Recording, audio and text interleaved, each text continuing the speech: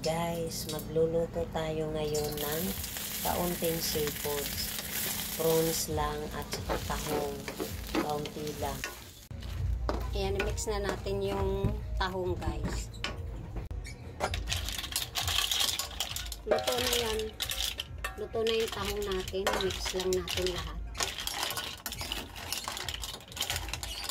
So guys, isunod na natin yung sauce niya. Ayan ang pinaka-sauce.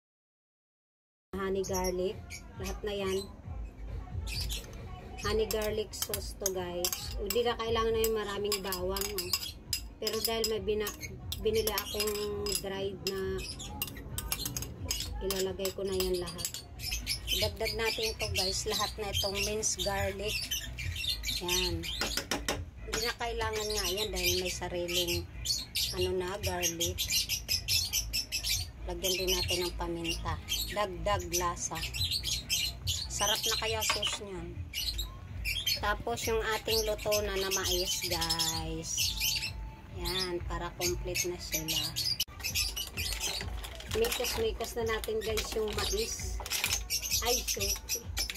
Puno ang kawali. Nakadami nito, guys. Yung tahong din kasi.